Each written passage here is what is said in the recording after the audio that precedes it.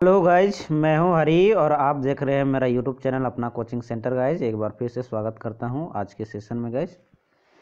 और आज मैं गाइज आप लोगों का एसएससी एमटीएस 2023 के सिलेबस के बारे में पूरी जानकारी देने वाला हूं गाइज इस क्लास के माध्यम से। और जैसा कि आप सभी जानते हैं गाइज कि एसएससी एमटीएस का नोटिफिकेशन आउट हो चुका है गाइज, है ना।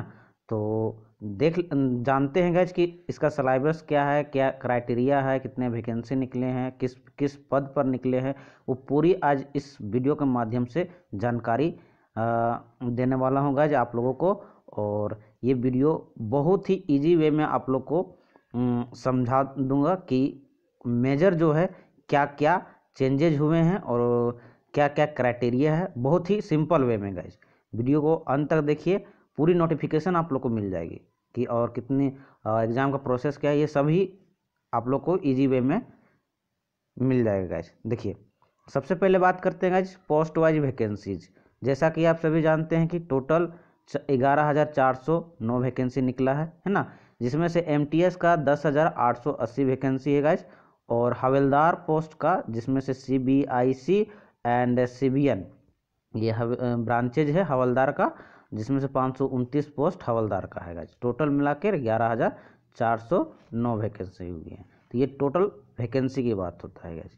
चलिए अब देख लेते हैं गाइज कि फॉर्म कब तक भरा जाएगा और कब तक इसकी स्टार्टिंग डेट है और कब तक क्लोजिंग डेट है, उसके बारे में जानकारी ले लेते हैं गाइज। देखिए ऑनलाइन स्टार्ट डेट है गाइज 18/1/2021। अगर ऑनलाइन डेट की बात करें गाइज तो आप लोग देख सकते हैं कि ऑनलाइन डेट की बात करें तो यहाँ पर आप लोग को स्क्रीन पर दिख रहा होगा गाइज 18/1/2023, यानी कि नोटिफिकेशन भी उसी दिन से निकला था। और क्लोजिंग डेट की बात करें तो 17/2/2023 है गाइज। और आपका स्टार्टिंग डेट की बात, last date of online payment third है आपका। Last date of online payment की बात करें, यानी ऑनलाइन पेमेंट के माध्यम से आप फी को पेमेंट कर सकते हैं 19/2/2023 तक गाइज। और last date for generation of offline challan. देखिए अगर आप ऑनलाइन के द्वारा पेमेंट नहीं कर पाते हैं एग्ज़ाम फी को, तो ऑफलाइन चालान के माध्यम से भी चालान को फी को पे कर सकते हैं गाइज। इसके लिए आपको ऑफलाइन चालान जनरेट करना होगा। उसका जनरेट करने का जो तिथि दिया है वो 19/2/2023 तक का है। अगला है गाइज, एक मिनट गाइज, सॉरी गाइज थोड़ा सा डिस्टर्बेंस के लिए। देखिए अगला जो हमारा last date for payment through challan. देखिए चालान जो भी आप लोग जनरेट कीजिएगा उसको कब तक जमा करना है बैंक में, ये ध्यान रखना है। ये आप लोग को 20/2/2023 तक जमा कर देना है, ठीक है, बैंकिंग आवर में। और date of window for application form correction and online payment of correction charges. देखिए जो भी आपका फॉर्म में अगर गलती हो जाता है तो उसको करेक्शन करना, और कोई भी चीज़ जैसे चार्जेज वगैरह है, करेक्शन चार्जेज वगैरह, उन सभी का जो डेट रखा गया है वो 23/2/2023 से लेकर 24/2/2023 के बीच में रखा है। और आपका एग्ज़ाम का जो एक्सपेक्टेड डेट दे दिया है गाइज अप्रैल 2023 में इसका एग्ज़ाम ले लिया जाएगा, ठीक है। ध्यान रखिएगा अगर सब सही तरह से चला, पेंडेमिक अगर नहीं होता है उस तरह सा, कोविड पेंडेमिक जिस तरह से अभी आप लोग जान रहे होंगे कि थोड़ा सा हलचल में है, अगर नहीं उस तरह का होगा, पेंडेमिक का सिचुएशन क्रिएट नहीं होगा, तो आपका अप्रैल 2023 में ले लिया जाएगा ये एग्ज़ाम। तो ये टोटल हो गया एग्ज़ाम से रिलेटेड कुछ पॉइंट गाइज। अब नेक्स्ट देख लेते हैं। अगर एमटीएस की एज क्राइटेरिया की बात करें गाइज तो देखिए पोस्ट वाइज एज क्राइटेरिया दिया गया है। देखिए एमटीएस और सीबीएन हवलदार के लिए जो एज रखा गया है गाइज वो 18 से 25 वर्ष तक रखा गया है, ठीक है। मिनिमम आपका 18 वर्ष होना चाहिए और मैक्सिमम आपका 25 वर्ष होना चाहिए, ठीक है ना। एमटीएस एंड सीबीएन हवलदार के लिए ध्यान रखिएगा। जनरल कैटेगरी से अगर सब फाइट कर रहे हैं तो मिनिमम 18 होना चाहिए और मैक्सिमम 25 होना चाहिए। अगर आप ओबीसी एससी एसटी में आते हैं तो उसके लिए एज रिलैक्सेंस प्रोवाइड है गाइज, वो दिया गया है, वो लेके आप भर सकते हैं, ठीक है ना। तो ध्यान रखिएगा। और दूसरा है CBIC हवलदार। अगर आप CBIC हवलदार पोस्ट के लिए अप्लाई करते हैं तो इसका जो एज क्राइटेरिया रखा गया है गाइज, वो आपका 18 से 27 वर्ष, यानी मिनिमम 18 वर्ष होना चाहिए और मैक्सिमम 27 वर्ष हो जाना चाहिए।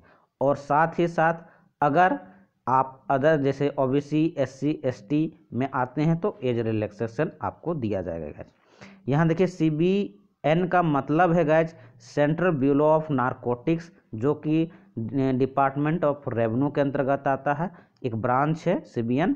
और आपका CBIC का फुल फॉर्म होगा guys central board of direct tax and custom, ये भी आपका डिपार्टमेंट ऑफ रेवेन्यू के अंतर्गत आता है, ठीक है ना। तो ये हुआ हमारा एज क्राइटेरिया। चलिए नेक्स्ट हम देखते हैं गाइज एजुकेशन क्वालिफिकेशन क्या चाहिए इस वैकेंसीज को भरने के लिए। तो गाइज आप लोग को candidate must have pass matriculation examination और इक्विवेलेंट फ्रॉम रिकग्नाइज बोर्ड। ध्यान रखिएगा, जो इसका मिनिमम क्वालिफिकेशन रखा गया वो मैट्रिकुलेशन रखा गया है, आप मैट्रिक पास हो जाना चाहिए, है ना। चलिए अब नेक्स्ट क्वेश्चन की ओर। नेक्स्ट जो हमारा टॉपिक है गाइज वो एप्लीकेशन फ़ी, ये देख लेते हैं कि नेक्स्ट स्टेप में एप्लीकेशन फ़ी की बात करें तो जनरल और OBC के कैंडिडेट के लिए 100 रुपया लगेंगे, ठीक है, इस एप्लीकेशन को भरने के लिए। और SC ST PBW यानी कि जो विकलांग होते हैं कैंडिडेट और एक सर्विसमैन जो होते हैं या तो महिलाएं जो हैं महिला कैंडिडेट, उनके लिए एग्ज़ाम फ़ी जो है नहीं लगेगी गाइज, ये फ़ी का बात हो गया गाइज। चलिए नेक्स्ट देख लेते हैं। अब हम देख लेते हैं गाइज पूरी एग्ज़ाम प्रोसेस, ठीक है ना। देखिए the examination will consist of a computer based examination, यानी कि CBT लिया जाएगा, है ना। एग्जामिनेशन जो आप लोग को लिया जाएगा वो ऑनलाइन माध्यम से लिया जाएगा गाइज, ध्यान रखिएगा, ऑफलाइन नहीं लिया जाएगा, CBT के माध्यम से, वो भी कंप्यूटर बेस्ड एग्जामिनेशन। दूसरा है फिजिकल एफिशिएंसी टेस्ट PAT, जो हवलदार पोस्ट के लिए अप्लाई करेंगे उनके लिए फिजिकल एफिशिएंसी टेस्ट और फिजिकल स्टैंडर्ड टेस्ट लिया जाएगा, only for the post of havildar, ठीक है ना। तो ये हो गया एग्जाम प्रोसेस। अब चेंजेज क्या हो गया, चेंजेज क्या हुए हैं गाइस इस बार MTS के एग्जाम में, वो समझने का प्रयास कीजिएगा। देखिए CBT examination will be conducted in 2 sessions, session 1 and session 2, and both the session will be mandatory to be attempted, not attempting any session will disqualify the candidate. देखिए मेजर चेंजेस क्या होगा, ये एग्जाम को लेकर changes हुआ है। इसमें exam में चेंजेस क्या होगा, पहले जो MTS का एग्जाम लिया जाता था वो आपका टायर 1 और टायर 2 टाइप से होता था, ठीक है। टायर 1 में CBT का यानी इस कंप्यूटर बेस्ड एग्जामिनेशन होता था, उसमें अगर आप पास कर जाते थे तो CBT2 से टायर 2 के लिए आप एलिजिबल हो जाते थे। टायर 2 में आप लोगों को करना क्या पड़ता था, तो टायर 2 में आप लोगों को एसे और लेटर लिखवाया जाता था, जो आप टॉपिक चूज करते हैं इंग्लिश या हिंदी बेसिस पर एसे या लेटर लिखवाया जाता था, तो वो हटा दिया गया। समझेंगे आगे चल कर, टॉपिक अभी है गाइज, ध्यान रखिएगा, मैं पूरी टॉपिक को समझा दूंगा, पूरा सिलेबस आप लोग को अच्छी तरह से इस सेशन के माध्यम से समझा दूंगा कि वो एग्ज़ाम में किस टाइप से चेंजेज हुए हैं, ठीक है ना। तो समझ लीजिए मोटा मोटी तौर पे आप लोगों को कि ये चेंजेस अब सेक्शन 1 और सेक्शन 2 यानी सेशन 1 और सेशन 2 में कन्वर्ट कर दिया है। अब समझते हैं कि सेशन 1 और सेशन 2 में किस टाइप से एग्ज़ाम लिया जाएगा। तो देखिए सेशन 1 जो एग्ज़ाम लिया जाएगा गाइस CBT के माध्यम से लिया जाएगा, और इसमें आप लोग सेशन 1 में मैथ और रीजनिंग पूछा जाएगा, जिसमें मैथ के टोटल 20 क्वेश्चन होंगे और आप लोग का 20 क्वेश्चन में आप लोग को 60 मार्क्स टोटल रहेंगे। मैथ का 20 क्वेश्चन रहेगा, टोटल 60 मार्क्स का रहेगा। रीजनिंग में भी 20 क्वेश्चन रहेगा, टोटल 60 मार्क्स रहेंगे, यानी कि एक क्वेश्चन सही होता है तो आप लोग को 3 नंबर दिया जाएगा, ठीक है। और टोटल टाइम ऑफ ड्यूरेशन की बात करें तो 45 मिनट रखा गया है जनरल जो नॉर्मल जो कैंडिडेट होते हैं, और जो PWD के कैंडिडेट होते हैं उनके लिए 60 मिनट, ये 1 घंटा दिया गया है, याद रखिएगा, ठीक है ना। तो ये सेशन 1 में जो एग्ज़ाम में पूछे जाएंगे आप लोग को, वो उनका इसका एग्ज़ाम का जो है सिलेबस हो गया गाइज। और देखिए ध्यान रखिएगा सेशन 1 में सबसे इम्पोर्टेंट बात है गाइज कि question are MCQ format and non negative marker. देखिए जितने भी एग्ज़ाम लिए जाएंगे सेशन 1 में आप लोग सीबीटी के माध्यम से, ठीक है, वो मल्टीपल चॉइस क्वेश्चन फॉर्मेट में रहेगा। और इसमें जो है सबसे बड़ी बात है कि नेगेटिव मार्किंग नहीं रहेगा। ध्यान देने वाली बात है कि सेशन 1 के माध्यम से जो जो भी आपका एग्ज़ाम लिया जा रहा है उसमें आप लोगों को नेगेटिव मार्किंग नहीं है, ठीक है, और नॉर्मलाइज किया जाएगा, ये हमेशा ध्यान रखिएगा। चलिए अब नेक्स्ट स्टेप की ओर बढ़ते हैं। स्टेप हमारा अगला है सेशन 2। सेशन 2 में एग्ज़ाम किस टाइप से लिया जाएगा, ये भी सीबीटी के माध्यम से लिया जाएगा। तो इसमें आपको जनरल अवेयरनेस का क्वेश्चन पूछा जाएगा और इंग्लिश लैंग्वेज और कॉम्प्रिहेंशन से सवाल रहेंगे।